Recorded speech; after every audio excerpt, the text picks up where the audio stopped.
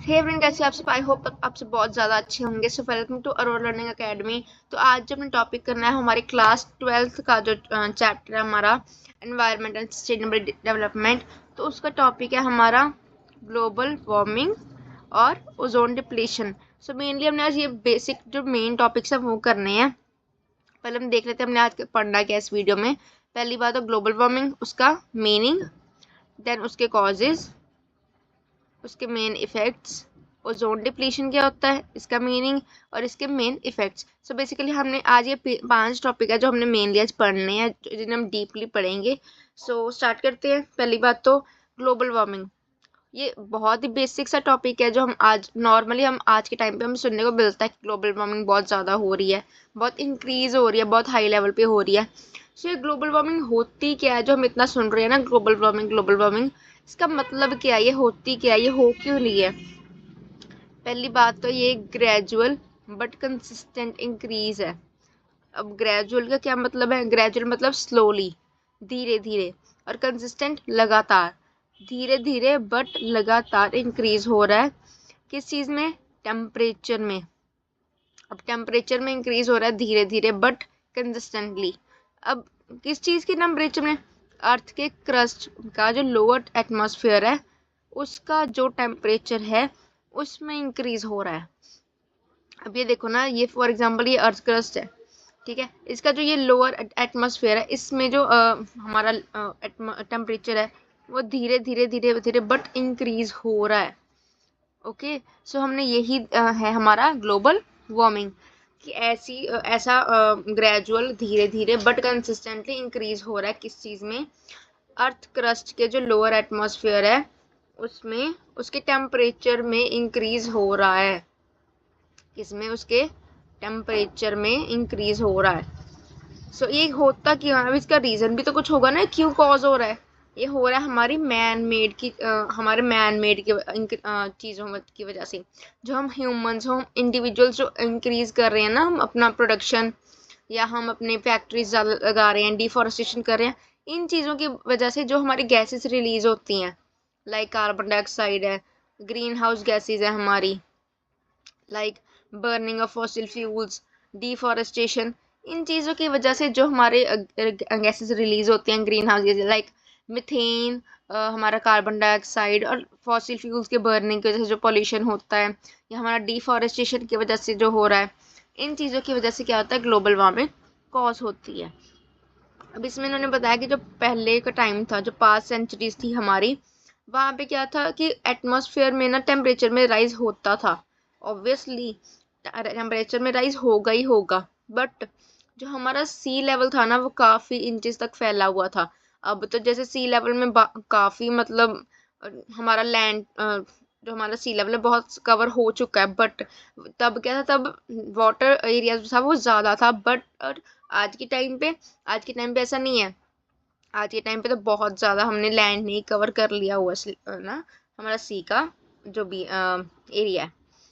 Next हमारा है causes. Causes, अब इसके रीजंस क्या है? अब हमने ये पढ़ लिया ग्लोबल वार्मिंग होता क्या है, बट अब हमने देखना है कि इसके कॉजेज क्या है, कि ये हो क्यों रहा है। अब ये होता है, it is due to increase in greenhouse gases.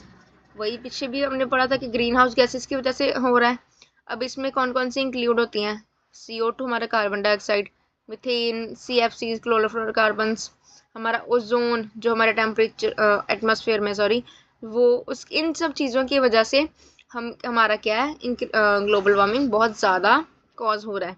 आप चाहे इनमें से 2-3 नाम याद कर लो, लाइक कार्बन डाइऑक्साइड कर लो, मीथेन, CFCs, ये सब नेम याद कर लो 2-3। अब उसमें लिखाना अपने एग्जाम में। देन अब ये कॉज हो रही हैं। अच्छा, हमने मान लिया कि हम ये चीज़ें ना कॉज हो रही है, हमारी डिफॉरेस्टेशन की वजह से कॉज हो रही है, हमारा बर्निंग ऑफ फॉसिल फ्यूल्स की वजह से अब चीज़ें कॉज हो रही हैं। बट ये कॉज हो रही हैं, इसके भी तो कुछ आगे फैक्टर्स होंगे ना, कि जिनकी वजह से ये हो रहा है ना। वही हमारे कुछ फैक्टर्स हैं जिनकी वजह से ये चीज़ें कॉज हो रही हैं। तो अब हमने उन फैक्टर्स को पढ़ना है कि ये कौन से फैक्टर्स हैं जो कि ग्लोबल वार्मिंग में कंट्रीब्यूट कर रहे हैं, जो कि ग्लोबल वार्मिंग में कंट्रीब्यूट कर रहे हैं। हमारा पहली बात है कि बर्निंग ऑफ कोल, वही आ गया, burning of coal, petroleum product, ठीक है, जिनकी वजह से हमारा क्या है, मीथेन और ओजोन क्या सोर्स होती है, प्रोड्यूस होती है।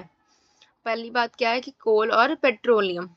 नेक्स्ट हमारा आ गया डिफॉरेस्टेशन, कि पेड़ कट रहे हैं जिनकी वजह से क्या है, कार्बन डाइऑक्साइड बहुत ज़्यादा इंक्रीज हो रही है हमारे एटमॉस्फेयर में, जिसकी वजह से हमारा जो ऑक्सीजन लेवल है बहुत ज़्यादा कम हो रहा है।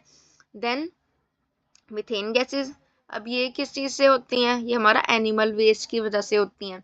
जो हमारा एनिमल वेस्ट है उनकी वजह से क्या होता है, हमारा मीथेन गैस रिलीज होता है। देन हमारा इंक्रीज कैटल प्रोडक्शन। अब हम फॉर एग्जांपल हमारा एक कैटल है जो हमारा ओवर ग्रेजिंग करता है, घास चरने जाते हैं, वो ओवर ग्रेजिंग हो जाता है, तो उसकी वजह से क्या है, हमारा डिफॉरेस्टेशन भी हो रहा है, उसकी वजह से मीथेन का भी प्रोडक्शन हो रहा है। क्योंकि ऑब्वियसली अगर ओवर ग्रेज होगा तो डिफॉरेस्टेशन होगा, हमारी जो नेचुरल रिसोर्सेज हैं लाइक ट्रीज प्लांट्स वगैरह, हमारे प्लांट्स और जो हमारे ग्रासेस है वो सब ज़्यादा मतलब ओवरग्रेज होंगी।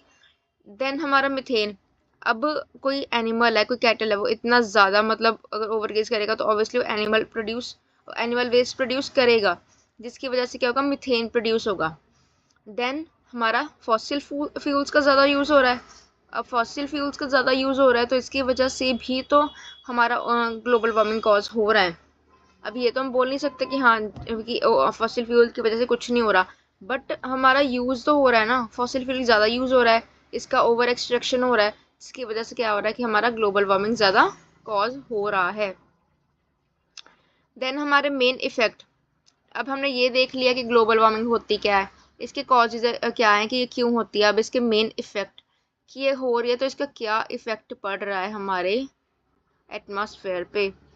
पहली बात तो ice is melting world wide, ये तो मतलब हो ही गया, आज के टाइम पे तो बहुत ज़्यादा कॉमन है कि आइस बहुत ज़्यादा मेल्ट हो रही है, ग्लेशियर्स बहुत ज़्यादा मेल्ट हो रहे हैं, हमारे जो पोल्स पे है ना हमारे ग्लेशियर्स, वो बहुत ज़्यादा मेल्ट हो रहे हैं, स्पेशली एट अर्थ पोल। वही मैंने बोला कि अर्थ के जो पोल्स पे हैं वो बहुत ज़्यादा मेल्ट हो रहा है glaciers. It has led to rise in sea level and coastal flooding.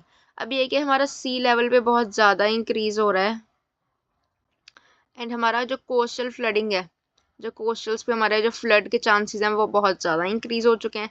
अब इसका क्या रीज़न है, इसका मतलब क्या हुआ कि हमारे जो पहली बात तो हमने अब तक क्या पढ़ा कि हमारे जो ग्लेशियर्स हैं वो बहुत ज़्यादा मेल्ट हो रहे हैं।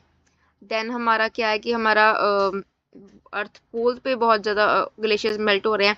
देन हमारा कि सी लेवल बहुत ज़्यादा राइज हो रहा है। देन फ्लड के चांसेस बहुत ज़्यादा हो गए हैं, कहाँ पे, बेसिकली हमारे कोस्टल एरियाज पे। ओके, आई होप ये आपको पॉइंट क्लियर होगा। देन हमारा नेक्स्ट पॉइंट है tropical storms are likely to become stronger. अब इसका क्या मतलब हुआ कि ऐसे स्टॉर्म्स, ऐसे तूफान जो कि ट्रॉपिकल एरियाज के पास आते हैं, इसके इनके नियर अबाउट हैं, वो क्या उनके वो स्ट्रॉन्ग, उनके चांसेस क्या वो स्ट्रोंगर हैं। अब लाइक पहले जिस लेवल पे आते थे उनसे ज़्यादा स्ट्रोंगर लेवल पे अब आ रहे हैं, इनके चांसेस बहुत ज़्यादा बढ़ चुके हैं। नेक्स्ट हमारा है कि increase incident of tropical disease. अब क्या है कि हमारा जो ट्रॉपिकल डिजीज़ है लाइक मलेरिया हो गया, क्लोरिया, डेंगी, इन सब के चांसेस क्या हैं बहुत ज़्यादा इंक्रीज हो चुके हैं, क्योंकि ऑब्वियसली ग्लोबल वार्मिंग बढ़ रही है, डिफॉरेस्टेशन बढ़ रही है। इन चीज़ों की वजह से क्या हमारा नेचुरल रिसोर्सेज बहुत ज़्यादा कम हो रहे हैं, जिसकी वजह से क्या ये सब चीज़ें बहुत ज़्यादा इंक्रीज हो रही हैं। There are thousands of species like polar bear in danger of becoming extinct forever. अब इसका क्या मतलब हुआ कि हमारे जो बहुत सारे स्पीशीज हैं, जिनमें से पर्टिकुलर एक है हमारा पोलर बेयर। हमारा जो पोलर बेयर है वो ऑलमोस्ट एक हमारे एक्सटिंक्ट की जैसे बोलते तादार पे है कि अब एक्सटिंक्ट हो जाएंगे, ख़त्म हो जाएंगी। सो बेसिकली हमारी ये मेन इफ़ेक्ट्स हैं जो हमारे ग्लोबल वार्मिंग में जो हमारी ग्लोबल वार्मिंग की वजह से हमारे एटमॉस्फेयर को बहुत ज़्यादा हार्म कर रहे हैं। नेक्स्ट हमारा टॉपिक आ जाता है हमारा ओजोन डिप्लीशन। अब हमने इतना तो पढ़ लिया कि ग्लोबल वार्मिंग क्या होता है, उसके कॉजेज़ क्या हैं, उसके मेन इफेक्ट्स क्या हैं। अब हमने ये पढ़ना है कि ओजोन डिप्लीशन क्या होता है। ओजोन डिप्लीशन क्या है, it is reduction in amount of stratosphere. अब आपने लेयर्स तो पढ़ी होंगी लाइक ट्रोपोस्फेयर, स्ट्रेटोस्फेयर के हमारे एटमॉस्फेयर में इतने इतने लेयर्स हैं, है ना। तो उसमें क्या है कि हमारे जो स्ट्रेटोस्फेयर की लेयर है उसमें बहुत ज़्यादा ही रिडक्शन हो रहा है उसकी अमाउंट में। It is mainly result of increased atmospheric concentration of chlorine originating from CFCs. अब इसका क्या मतलब, पहली बात तो स्ट्रेटोस्फेयर की जो लेयर है उसमें बहुत ज़्यादा उसके अमाउंट में रिडक्शन हो रहा है. देन जो हमारा ये किस चीज़ का रिजल्ट है, ये हो क्यों रहा है, ये जो रिडक्शन है ये हो क्यों रहा है, ये इसलिए हो रहा है क्योंकि हमारा जो क्लोरीन है वो हमारे एटमॉस्फेयर में बहुत ज़्यादा ही फैला हुआ है. किसकी वजह से, CFCs की वजह से, क्लोरोफ्लोरोकार्बन्स की वजह से जो हमारा क्लोरीन प्रोड्यूस होता है वो बहुत ज़्यादा हमारे एटमॉस्फेयर में फैला है, जिसकी वजह से ये हो रहा है. देन हमारा नेक्स्ट, ये तो हमारा पॉइंट हो गया. नेक्स्ट हमारा है कि reduction in the amount of ozone is a very crucial global environmental issue. अब ये क्या, अब रिडक्शन हो रही है, अब हो भी ज़्यादा अमाउंट में रही है, हो किसमें, ओजोन की जो लार्ज अमाउंट में ओजोन में जो हमारा रिडक्शन हो रहा है. सो वो क्या है, बहुत क्रूशियल है हमारे ग्लोबल एनवायरनमेंट के लिए. हमारा जो एनवायरनमेंट है, ग्लोबली जो एनवायरनमेंट हम बात करें तो उसके लिए बहुत ज़्यादा क्रूशियल टॉपिक है. As ozone layer protect the earth from ultraviolet rays. अब जो हमारी ओजोन लेयर है ये बेसिकली हमें प्रोटेक्ट करती है, हमारे अर्थ को किससे, अल्ट्रावायलेट रेज से प्रोटेक्ट करती है, जो कि हमें सन से मिलती है, जो कि हमारे लिए बहुत ज़्यादा मेनली हार्मफुल रहती है. नेक्स्ट है, it is caused by high level of chlorine. वही बात आ गई, ऊपर भी हमने ये पढ़ा कि क्लोरीन की वजह से. अब ये होता कि इसका रीज़न क्या है, कि पहली बात तो बहुत ज़्यादा हाई लेवल पे क्लोरीन एंड ब्रोमीन कंपाउंड्स हैं वो प्रोड्यूस होते हैं हमारे एटमॉस्फेयर में. अब इसमें एक बात है कि यहाँ पे भी हमारे क्लोरीन है और यहाँ पे भी क्लोरीन है. सो आपको ये कॉमन पॉइंट बन सकता है कि जिसमें आप क्लोरीन लिख सकते हो कि यहाँ पे भी क्लोरीन है और यहाँ पे भी क्लोरीन है. अगर आपको ब्रोमीन याद नहीं रहता तो क्लोरीन भी लिख सकते हो. देन नेक्स्ट पॉइंट है हमारा, as a result of this more ultraviolet radiations reaches the earth.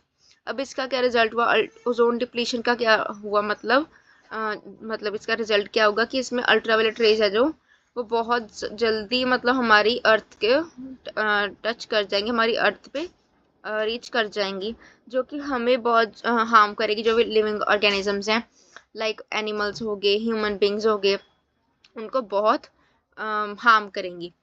It causes the skin cancer in human. अब ये क्या, ये ह्यूमन में स्किन कैंसर भी कॉज कर सकता है. इसमें और क्या चीज़ हो सकती है, हमारे जो एक्वेटिक प्लांट्स ऑर्गेनिजम्स हैं, प्लांट्स एंड एनिमल्स, उनको बहुत ज़्यादा हार्म हो सकता है. टेरेस्ट्रियल प्लांट्स हैं, उनकी ग्रोथ बहुत ज़्यादा लो लेवल पे हो सकती है.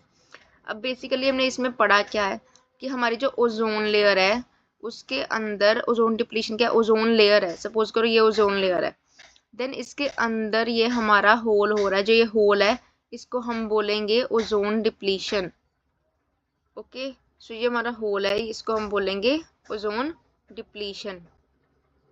ये हमारा ओजोन डिप्लीशन है कि हमारा जो एटमॉस्फेयर है उसमें जो ओजोन लेयर है उसका जो हमारा ये पार्ट आप देख रही हो सर्कल वाला, इसका मतलब क्या है, ये ओजोन डिप्लीशन है कि इसके अंदर लेयर के अंदर सर्कल्स हो रहे हैं, छेद हो रहे हैं, जिसकी वजह से ये अल्ट्रावायलेट रेज है डायरेक्ट हमारी अर्थ पे आ रही है.